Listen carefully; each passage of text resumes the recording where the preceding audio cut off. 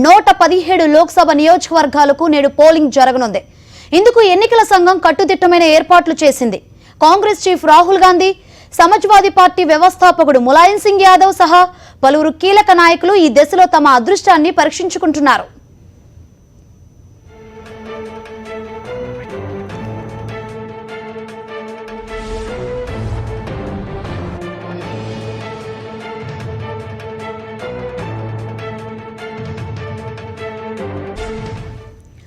దేశవ్యాప్తంగా 13 రాష్ట్రాలు 2 కేంద్రపాలిత ప్రాంతాల పరిధిలోని 117 లోక్సభ స్థానాలకు పోలింగ్ జరగనుంది.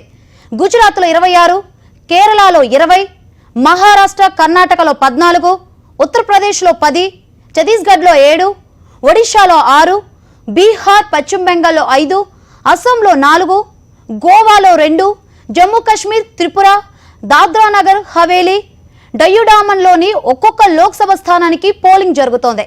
రెండో దశలో జరగాల్సిన త్రిపుర ఈస్ట్ లోక్సభ పోలింగ్ మూడో దశకు వాయిదా పడింది. మోదీ సొంత రాష్ట్రం గుజరాత్లోని మొత్తం 26 లోక్సభ స్థానాలకు మూడో దశలోనే పోలింగ్ జరుగుతుంది. మలబారు తీరం కేరళలోనూ ఈ విడతలోనే పోలింగ్ సాగుతుంది. మొత్తం 20 స్థానాలకు 227 మంది అభ్యర్థులు పోటీలో ఉన్నారు.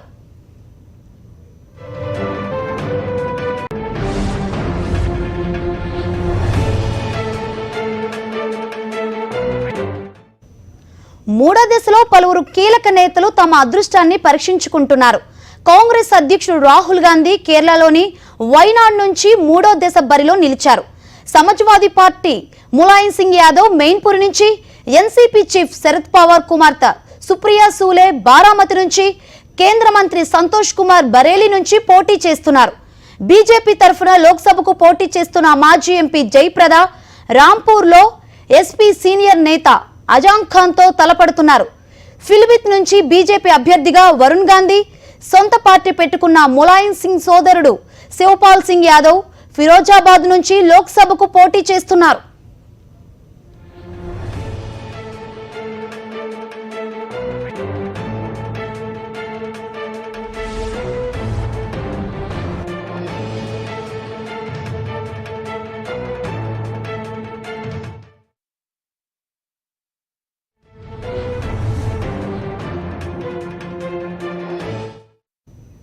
ఇక పోలింగ్ ఏర్పాట్లు సంబంధించి మరింత సమాచారాన్ని మా ప్రతినిధులు ఆయా పోలింగ్ సెంటర్ల దగ్గర ఉన్నారు, వాళ్ళు లైవ్ ద్వారా తీసుకుందాం. ఇక వెంకటేష్ రాంపూర్ ఉత్తరప్రదేశ్ నుంచి లైవ్ లో ఉన్నారు. విజయ్ భాస్కర్ రాయచూర్ కర్ణాటక నుంచి, శివారెడ్డి బళ్ళారి కర్ణాటక నుంచి లైవ్ ద్వారా ఉన్నారు.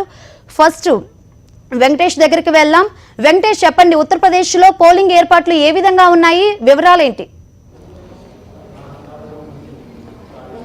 దేశవ్యాప్తంగా మొత్తం 117 లోక్సభ స్థానాలకు మూడో దశలో ఎన్నికలు ప్రారంభమై కొద్ది క్షణాల క్రిందటే పోలింగ్ ప్రారంభమైంది. మొత్తం ఈ దశలో మొత్తం 13 రాష్ట్రాలు 2 కేంద్రపాలిత ప్రాంతాల్లో ఈ ఎన్నికలు జరుగుతున్నాయి. ప్రత్యేకించి ఉత్తరప్రదేశ్ సంబంధించి మొత్తం 10 లోక్సభ స్థానాల్లో ఎన్నికలు జరుగుతున్నాయి. ప్రస్తుతం ఉన్నటువంటి రాంపూర్ లోక్సభ స్థానం నుంచి సినీ నటి మాజీ ఎంపీ జయప్రద మరోసారి బరిలోకి దిగారు. సమాజ్వాదీ పార్టీ నుంచి ఆజం ఖాన్ ఇక్కడ పోటీ చేస్తున్నారు. సో వీరిద్దరి మధ్య హోరాహోరీ పోరాటం జరుగుతోంది.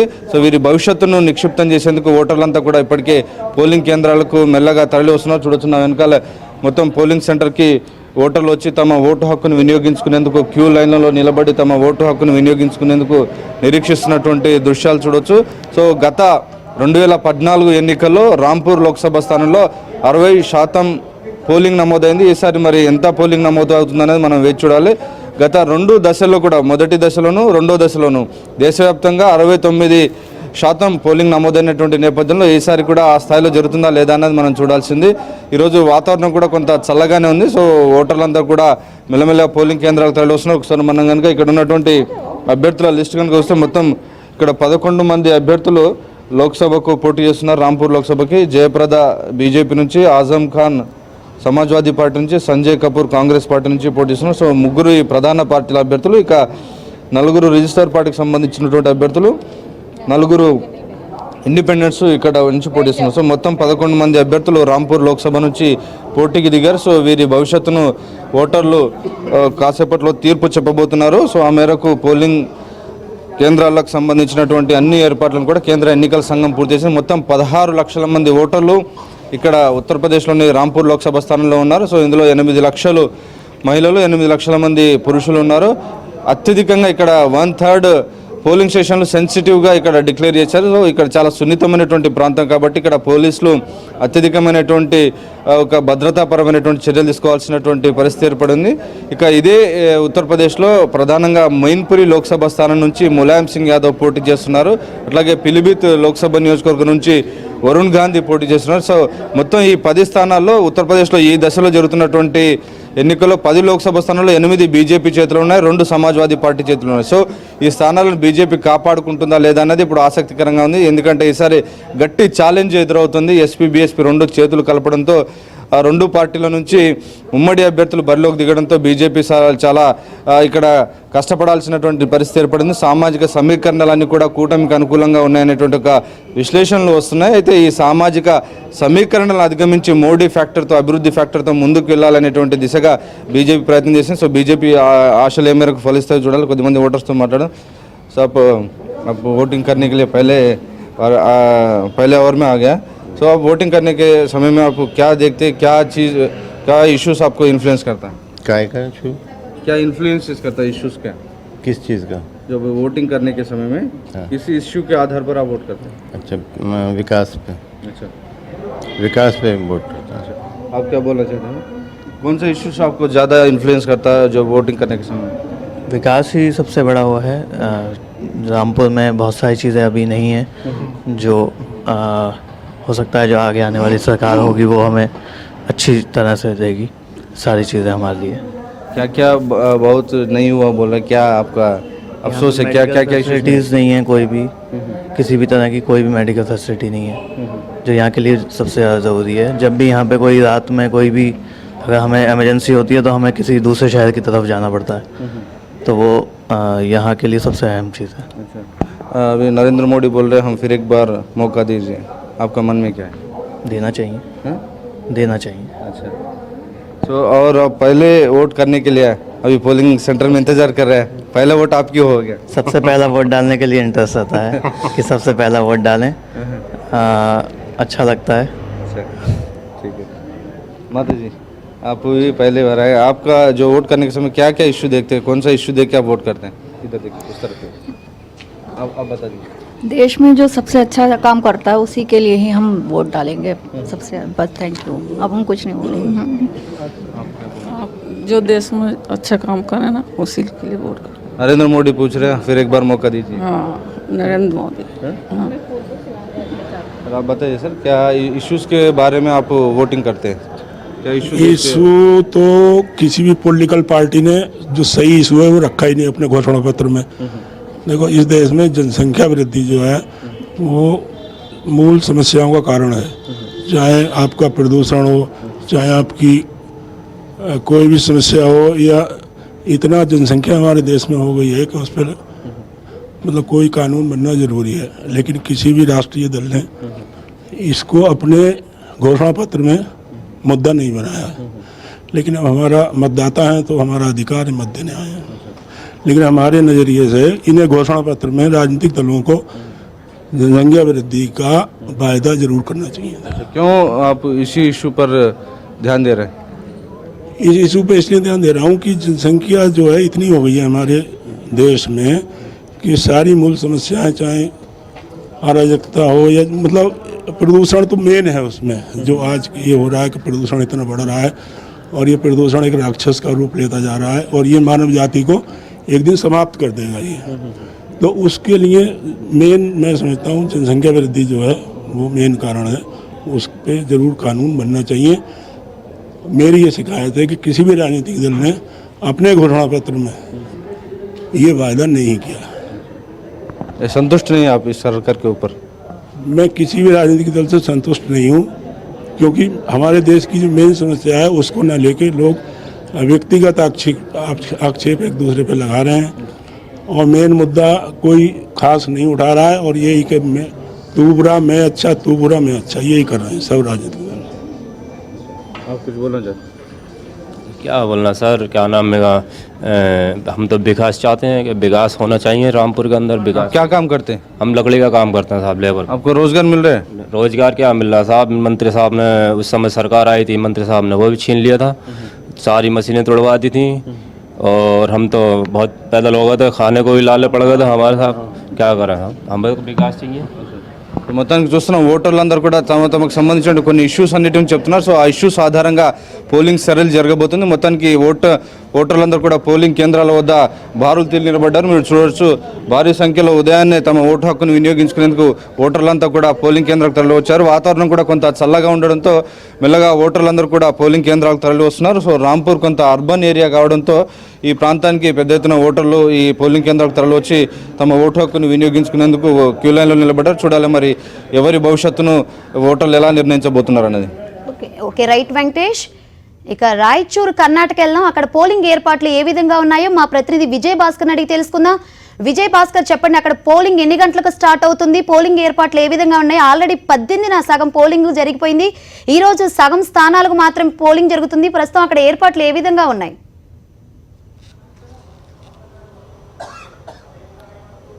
శంకరి, కర్ణాటక రాష్ట్రంలో రెండో విడతగా 14 పార్లమెంటు నియోజకవర్గాలకు ఈరోజు కొద్దిసేపటి క్రితమే పోలింగ్ ప్రారంభమైంది. ఈ ఉదయం 7 గంటలకు ప్రారంభమైనటువంటి ఈ యొక్క పోలింగ్ సాయంత్రం 6 గంటల వరకు కొనసాగనుంది.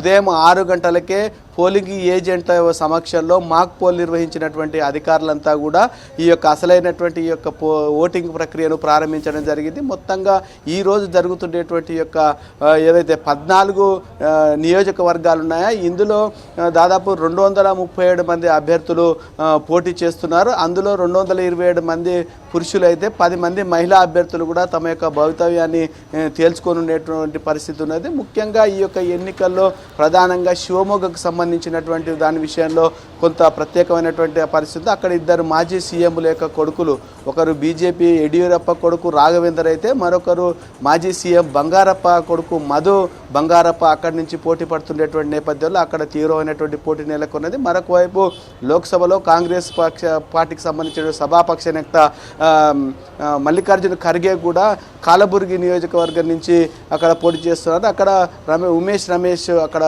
ప్రత్యర్థిగా ఉన్నారు. మొత్తంగా ఈ జరిగేటువంటి యొక్క ఎన్నికల్లో దాదాపు ఈరోజు 2.43 మంది ఓటర్లు తమ యొక్క ఓటును వినియోగించుకున్నారు. ప్రస్తుతం మనము రాయచూరులో ఉండేటువంటి రైల్వే స్టేషన్ సమీపంలో ఉండేటువంటి యొక్క సెంట్ థామస్ డిగ్రీ కళాశాలలో ఉన్న 208, 209 బూతుల్లో ఉన్నాము. ఇక్కడ ఉన్నటువంటి ఈ పోలింగ్ స్టేషన్ వద్ద ఉదయం 7 గంటలకే తమ యొక్క ఓటు హక్కును వినియోగించుకోవడానికి ఈ యొక్క అభ్యర్థులంతా కూడా ఓటర్లు తమ యొక్క పోలింగ్ కేంద్రాలకు తరలి వచ్చి ఓటేస్తుండేటువంటి దృశ్యాలను చూస్తున్నాం. ఇక్కడ ఓటు హక్కు వినియోగించుకునేందుకోసము అధికారులు 21 రకాలైనటువంటి పత్రాల్లో ఏదో ఒక పత్రాన్ని తీసుకొని వచ్చినట్టయితే వాళ్ళు ఓటు హక్కును వినియోగించుకునేందుకు వీలుగా ఏర్పాటు చేయడం జరిగింది. అయితే ఈ యొక్క ఎన్నికల సందర్భంగా మాత్రం ఎలాంటి అవాంఛనీయ సంఘటన జరగకుండా పోలీసులు గట్టి బందోబస్తు ఏర్పాటు చేయడం జరిగింది. మరొక వైపు ఈ ఎన్నికల్లో ప్రధానంగా కొత్త ఓటర్లు ఎవరైతే 18 సంవత్సరాలు నిండినటువంటి వాళ్ళనో దాదాపు 5,41,000 మంది ఓటర్లు వీరే ఉన్నారు. రాష్ట్ర వ్యాప్తంగా మొత్తం 28,022 పోలింగ్ కేంద్రాలు ఏర్పాటు చేయడం జరిగింది. ఇందుకోసం 1,43,000 మంది ఉద్యోగులను వినియోగిస్తున్నారు. మొత్తంగా 5,605 పోలింగ్ కేంద్రాలు ఏవైతున్నాయో అవి చాలా సమస్యాత్మకమైనటువంటి కేంద్రాలు గుర్తించినటువంటి యొక్క అధికారులు అక్కడ ప్రత్యేకమైనటువంటి ఏర్పాట్లు చేయడం జరుగుతుంది. ముఖ్యంగా ఈ యొక్క రాయచూరులోనే అత్యధికంగా ఈ యొక్క రెండో విడతలో జరుగుతుండేటువంటి ఈ యొక్క నియోజకవర్గాలలో 2,184 పోలింగ్ కేంద్రాలను రాయచూరులో ఏర్పాటు చేయడం జరిగింది. ఇక్కడ కూడా దాదాపు 1,100కు సంబంధించిన పోలింగ్ కేంద్రాలు సమస్యాత్మకంగా ఉండడంతో ఇక్కడ ప్రత్యేకమైనటువంటి ఏర్పాటు చేసినట్టు ఎన్నికల అధికారి శరత్ తెలియజేయడం జరిగింది. మొత్తంగా ఇక్కడ మాత్రం 19,27,758 మంది ఓటర్లు తమ యొక్క ఓటు హక్కు వినియోగించుకున్నారు. ఇక్కడ ప్రత్యేకంగా మహిళా ఓటర్ల యొక్క సంఖ్య అధికంగా ఉండేటువంటి పరిస్థితి ఉంది. తర్వాత ఇక్కడ ప్రత్యేకంగా మహిళలు తమ యొక్క ఓటు హక్కును వినియోగించుకునేందుకు మాత్రం ప్రత్యేకమైనటువంటి ఏర్పాట్లు ఏర్పాట్లు చేయడం జరిగింది. మనం చూస్తున్నాం పోలింగ్ కేంద్రాల వద్దకు ఇప్పుడిప్పుడే ఓటర్లు వచ్చి తమ యొక్క ఓటు హక్కును వినియోగించుకోవడానికి కోసం ఏర్పాట్లు చేసేటువంటి పరిస్థితి ఉన్నది. అయితే ఇక్కడ వచ్చినటువంటి వాళ్లకు సరి అయినటువంటి పోలింగ్ కేంద్రాలను తెలియజేసేందుకోసం కూడా స్థానికంగా ఉండేటువంటి పోలీసు అధికారులు గత ఎన్నికల అధికారులు చర్యలు చేపట్టేటువంటి దృశ్యాలను చూస్తున్నాం. మొత్తంగా ఈ సాయంత్రం 6 గంటల వరకు జరిగేటువంటి యొక్క పోలింగ్ ప్రక్రియ ఏదైతుందో ఈ పోలింగ్ ప్రక్రియ ప్రశాంతంగా జరిగేందుకోసం కావలసినటువంటి అన్ని ఏర్పాట్లు చేయడం జరుగుతున్నది. ఇప్పటికే మనం చూస్తున్నాం పోలింగ్ కేంద్రాల వద్ద ఏజెంట్లు వచ్చినటువంటి అభ్యర్థులకు సంబంధించినటువంటి వాటిని తీసుకొని ఓటు హక్కును వినియోగించుకునేందుకోసం సిద్ధమవుతుండేటువంటి దృశ్యాలను మొత్తంగా ఎన్నికల యొక్క పోలింగ్ కేంద్రాలలో వైపు కట్టుదిట్టమైనటువంటి భద్రతా ఏర్పాట్లు చేయడం, అవసరమైతే అక్కడ ప్రతి కేంద్రం వద్ద కూడా వెబ్ కాస్టింగ్ ద్వారా ఎన్నికల యొక్క సరళిని ఎప్పటికప్పుడు తెలుసుకునేందుకు వీళ్ళని కూడా వెబ్ క్యామ్లు ఏర్పాటు చేయడం జరిగింది. ఎక్కడైనా అవాంఛనీయ సంఘటనలు జరిగినా కానీ వెంటనే అక్కడ చేరుకొని ఆ సమస్యను పరిష్కరించేందుకోసం పోలీసులు ప్రత్యేకమైనటువంటి సాయుధ బలగాలతో ర్యాపిడ్ ఫోర్స్ను ఏర్పాటు చేయడం జరిగింది. మరొక వైపు ఎక్కడైనా ఈవీఎంలు ఏమైనా ఇబ్బంది కలిగేసినట్లయితే ఇక్కడ సాంకేతిక నిపుణులతో కూడా ఒక బృందాన్ని ఏర్పాటు చేసి వారిని కూడా వాటిని సరిచేసి ఎన్నికలు సజావుగా సాగేందుకు కావాల్సినటువంటి ఏర్పాట్లన్నీ కూడా చేయడం జరిగింది. మొత్తంగా ఎండాకాలం తీవ్రంగా ఉండేటువంటి నేపథ్యంలో వచ్చేటువంటి యొక్క ఓటర్లు ఎవరైతే ఉన్నారో ఆ యొక్క ఓటర్లు కూడా ఎండ కాకుండా తమ యొక్క ఓటు హక్కును వినియోగించుకొని వెళ్లేందుకోసం కావలసినటువంటి ఏర్పాట్లన్నీ చేసుకుంటున్నారు. ముఖ్యంగా ఎవరైనా వికలాంగులు కానీ తర్వాత వేరే ఎవరైనా ఉంటే వాళ్ళ కోసం పోలింగ్ కేంద్రాల వద్ద ర్యాంపులు ఏర్పాటు చేయడం జరిగింది. మహిళల కోసం ఏర్పాటు చేసినటువంటి సఖీ కేంద్రాలను అయితే ప్రత్యేకమైనటువంటి ఆకర్షణగా వాటిని తీర్చిదిద్దడం జరిగింది. వికలాంగులను తీసుకొచ్చేందుకు వాలంటీర్లు ఎవరైతే ఉన్నారో వాళ్ళందరూ కూడా తీసుకొచ్చి వారిని ఓటు వేయించుకునేందుకు వీలుగా ఏర్పాటు చేయడం జరిగింది. మొత్తంగా ఈ యొక్క జరుగుతున్నటువంటి 2వ విడతకు సంబంధించినటువంటి ఎన్నికల యొక్క ప్రక్రియ మాత్రం ఈరోజు సజావుగా సాగేందుకోసం అన్ని ఏర్పాట్లు చేయడం జరిగింది. ఎన్నికల యొక్క ప్రక్రియ కూడా ప్రారంభమైనటువంటి నేపథ్యంలో ఇప్పుడిప్పుడే ఓటర్లు తమ యొక్క ఓటు హక్కును వినియోగించుకునేందుకు పోలింగ్ కేంద్రాల కోసం బార్లు తీరుతున్నారు. Shankari. Okay, right, thank you Vijay Bhaskar. ఇక అదే కర్ణాటకలోని బళ్ళారి వెళ్దాం. అక్కడ పోలింగ్ ఏర్పాట్లు ఎలా ఉన్నాయో మా ప్రతినిధి శివారెడ్డిని అడిగి తెలుసుకుందాం. శివారెడ్డి, చెప్పండి, అక్కడ పోలింగ్ ఏర్పాట్లు ఏ విధంగా ఉన్నాయి, అలాగే భద్రతాపరమైన విషయంలో ఎలాంటి జాగ్రత్తలు తీసుకున్నారు అధికారులు?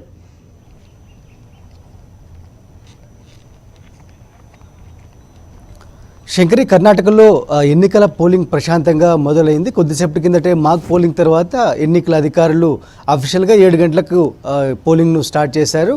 గ్రామీణ ప్రాంతాల్లో ఒక్కొక్కరుగా ఓట్లు వేస్తున్న పరిస్థితి కనిపిస్తోంది. బళ్ళారు పార్లమెంట్లో ఎటు చూసినా కూడా ఓట్లు వేసేందుకు పెద్ద సంఖ్యలో ప్రజలు తరలి వస్తున్న వాతావరణం ప్రధానంగా కనిపిస్తున్న పరిస్థితి కనిపిస్తోంది. కర్ణాటక రాష్ట్రానికి సంబంధించి మొత్తం 28 లోక్సభ స్థానాలు ఉండగా మొదటి దశలో 14 లోక్సభ స్థానాలకు ఇప్పటికే ఎన్నికల ప్రక్రియ పూర్తయింది. ఇవాళ మరో 14 లోక్సభ స్థానాలకు ఎన్నికలు జరిగినాయి. ప్రధానంగా ఇక్కడ ఈ ప్రాంతానికి పోలిస్తే బళ్ళారి పార్లమెంటు స్థానానికి పోలిస్తే ఉగ్రప్ప ఏదైతే కాంగ్రెస్ సిట్టింగ్ ఎంపీ పోటీ చేస్తున్నారు, అదేవిధంగా బీజేపీ నుంచి దేవేంద్రప్ప పోటీ చేస్తూ ఉన్నారు. ప్రధానంగా ఇద్దరి మధ్య ఫైట్ నెలకొంది. మరోవైపున ఈ 14 కాన్స్టిట్యున్సీల్లో సంబంధించి ఏదైతే కాంగ్రెస్ పార్టీ లోక్సభ పక్ష నేతగా వ్యవహరిస్తూ ఉన్న మల్లికార్జున ఖర్గే ప్రధానంగా పోటీ పడుతున్న పరిస్థితి కనిపిస్తుంది. ఎందుకంటే ఏదైతే గుల్బర్గా స్థానం నుంచి మల్లికార్జున ఖర్గే మరోసారి తన అదృష్టాన్ని పరీక్షించుకున్నారు. అలాగే శివమొగ్గ స్థానంలో ఆసక్తికర పోటీ నెలకొందని చెప్పాలి. ఎందుకంటే ఇద్దరు ముఖ్యమంత్రుల కొడుకులు అక్కడ ప్రధానంగా పోటీ పడుతూ ఉన్నారు. యడ్యూరప్ప కొడుకు రాఘవేంద్ర, అదేవిధంగా కాంగ్రెస్ నేత, అదేవిధంగా మాజీ ముఖ్యమంత్రి బంగారప్ప కొడుకు మధు బంగారప్ప, ఈ ఇద్దరి మధ్య అంటే యడ్యూరప్ప కొడుకు అదేవిధంగా బంగారప్ప కొడుకు మధ్య పోటీ నెలకొంది. అందుకే శివమొగ్గ పోటీ చాలా ఆసక్తికరంగా మారిందని చెప్పాలి. మొత్తం ఈ 14 పార్లమెంటు స్థానాలకు సంబంధించి గత ఎన్నికల్లో భారతీయ జనతా పార్టీకి ఏకంగా 11 స్థానాల్లో విజయం సాధించింది. అయితే ఇప్పుడు కాంగ్రెస్ జేడీఎస్ పొత్తు పెట్టుకున్నాయి. భారతీయ జనతా పార్టీ ఒంటరిగా పోటీ చేస్తున్న పరిస్థితి కనిపిస్తోంది. మొత్తం 28 లోక్సభ స్థానాలకు సంబంధించి బీజేపీ 27 స్థానాల్లో పోటీ చేస్తుంది. ఒక మండ్య స్థానం నుంచి మాత్రమే సుమలతకు మద్దతు తెలిపిన పరిస్థితి కనిపిస్తోంది. మరోవైపున కాంగ్రెస్ విషయానికి వస్తే 21 లోక్సభ స్థానాల్లో పోటీ చేస్తోంది. 7 లోక్సభ స్థానాలను జేడీఎస్కి ఇచ్చిన పరిస్థితి కనిపిస్తోంది. మొత్తానికైతే ఇక్కడ కాంగ్రెస్ కూటమి అదేవిధంగా భారతీయ జనతా పార్టీ మధ్య ఒక కీన్ ఫైట్ నెలకొన్న పరిస్థితుల నేపథ్యంలో ఇవాళ కర్ణాటక రాష్ట్ర వ్యాప్తంగా రెండో దశ ఎన్నికలను ప్రశాంతంగా నిర్వహించేందుకు దాదాపుగా 1,44,000 మంది ఉద్యోగులు పనిచేస్తూ ఉన్నారు. ఇందులో 90,000 మందికి పైగా పోలీసు బలగాలను మోహరించిన పరిస్థితి కనిపిస్తోంది. ఎక్కడ ఎలాంటి అవాంఛనీయ ఘటనలు జరగకుండా, అదేవిధంగా రాజకీయ పార్టీల మధ్య విద్వేషాలు, ఘర్షణలు జరగకుండా ఎన్నికల సంఘం అధికారులు అన్ని ఏర్పాట్లు పూర్తి చేస్తున్నట్లు కనిపిస్తుంది. ఎందుకంటే మొత్తం 28,022 పోలింగ్ కేంద్రాలు ఇవాళ పోలింగ్ జరుగుతోంది. ఎందుకంటే తొలి దశ ఎన్నికల పోలింగ్ సంబంధించి 68% నమోదైంది. ఇవాళ రెండో దశ కర్ణాటకకు సంబంధించిన రెండో దశలో 68%కి మించి, అంటే తొలి దశ కంటే మించిన పోలింగ్ను పర్సెంటేజ్ నమోదు చేసేందుకు అధికారులు పెద్ద ఎత్తున ఓటర్లకు చైతన్యం కలిగించే పనిలో పడినారు. ప్రధానంగా భారతీయ జనతా పార్టీ కాంగ్రెస్ కూటమి మధ్య హోరాహోరీ ఫైట్ నెలకొంది. దక్షిణ భారతదేశంలో భారతీయ జనతా పార్టీకి అత్యంత పట్టున్న ఏకైక రాష్ట్రంగా కర్ణాటక ఉన్న నేపథ్యంలో ఇక్కడ అత్యధిక సీట్లను కైవసం చేసుకొని అధికారాన్ని మరి తిరిగి సంపాదించాలని మోడీ సర్కార్ చాలా పట్టుదలవుతుంది. అందుకే కాంగ్రెస్ ఎత్తులకు భారతీయ జనతా పార్టీ పై ఎత్తులు వేస్తున్న పరిస్థితి కర్ణాటక రాష్ట్ర వ్యాప్తంగా ఎటు చూసినా కనిపిస్తోంది. శంకరి, అయితే గత లోక్సభ ఎన్నికల్లో చూసుకుంటే బీజేపీ 11 స్థానాలు గెలుచుకుంది. ఈసారి కాంగ్రెస్ జేడీఎస్ కలిసి పోటీ చేసింది. అంటే పోటీ ఏ విధంగా ఉండే అవకాశం ఉందంటారు? ఏమైనా మోదీ హవా ఏమైనా ప్రభావం ఉండే అవకాశం ఉందంటారా? ఖచ్చితంగా శంకరి, ఎందుకంటే ఈ 11 స్థానాలు కేవలం ఇప్పుడు జరుగుతున్న, అంటే ఇవాళ జరుగుతున్న 14 స్థానాల్లో, అంటే ముంబై కర్ణాటక ప్రాంతానికి సంబంధించే భారతీయ జనతా పార్టీకి అత్యంత పట్టున్న ప్రాంతం ఇది. అందుకే అంటే 2014 సార్వత్రిక ఎన్నికల్లో మొత్తం ఈ 14 స్థానాల్లోనే 11 ఎంపీ స్థానాలను కైవసం చేసుకున్న నేపథ్యంలో ఖచ్చితంగా గతంలో గెలిచిన 11 స్థానాలతో పాటు మిగిలిన స్థానాలు కూడా నిలుపుకోవడం ద్వారా కేంద్రంలో మరోసారి అధికారాన్ని చేజిక్కించుకోవాలి, మోడీ ప్రభుత్వంలో కీలక పాత్ర పోషించాలి అని కర్ణాటక నేతలు కూడా పూర్తి స్థాయిలో కృతనిశ్చయంతో ఉన్నారు. మరోవైపున దక్షిణ భారతదేశంలో వయనాడు నుంచి రాహుల్ గాంధీ పోటీ చేస్తున్న నేపథ్యంలో దక్షిణాది రాష్ట్రాల్లో కూడా తమ ఆధిపత్యాన్ని మరోసారి చాటి చెప్పాలని మరోసారి కాంగ్రెస్ పార్టీ కూడా ప్రయత్నిస్తోంది. అందుకే అత్యంత పట్టున్న భారతీయ జనతా పార్టీకి పట్టున్న నేపథ్యంలో కర్ణాటకలో వీలైనంత వరకు తాము కూడా ఆధిపత్యం సాధించాలి. ఎందుకంటే ఇప్పటికే కాంగ్రెస్ జేడీఎస్ కర్ణాటక రాష్ట్రంలో సంకీర్ణ ప్రభుత్వం రాష్ట్రంలో నెలకొన్న నేపథ్యంలో ఇప్పుడు లోక్సభ స్థానాలను కూడా అత్యధికంగా కైవసం చేసుకోవాలన్న కృతనిశ్చయంతోనే తాత్కాలికంగా అభిప్రాయ భేదాలు, మనస్పర్ధలు ఉన్నప్పటికీ కాంగ్రెస్ జేడీఎస్ నేతలు కలిసి పనిచేస్తున్న పరిస్థితి కర్ణాటకలో కనిపిస్తోంది. ఎందుకంటే దాదాపుగా సంవత్సరం కిందట కాంగ్రెస్ జేడీఎస్ ప్రభుత్వం కర్ణాటకలో ఏర్పడింది. అయితే ఏర్పడిన నాటి నుంచి కాంగ్రెస్కి అదేవిధంగా జేడీఎస్ నేతల మధ్య అనేక పొరపచ్చాలు నెలకొన్నాయి. కానీ లోక్సభ ఎన్నికలు సమీపిస్తున్న వేళ వచ్చిన వేళ మాత్రమే ఆ రెండు పార్టీలు కలిసికట్టుగా ఇవాళ పోటీ చేస్తున్న పరిస్థితి కనిపిస్తుంది. అందుకే భారతీయ జనతా పార్టీ అదేవిధంగా కాంగ్రెస్ కూటమి మధ్య పూర్తి స్థాయిలో కీన్ ఫైట్ పోటాపోటీగా నెలకొంది. అందుకే గుల్బర్గా నుంచి మల్లికార్జున ఖర్గే మరోసారి ప్రతిష్టాత్మకంగా పోటీ చేస్తున్నారు. మరోవైపున శివమొగ్గ నుంచి 2 ముఖ్యమంత్రుల కొడుకులు పోటీ చేస్తున్న వైనాన్ని కూడా ఈ ప్రాంతంలో చూస్తూ ఉన్నాం. Shankari, okay, right, thank you Sivareddy.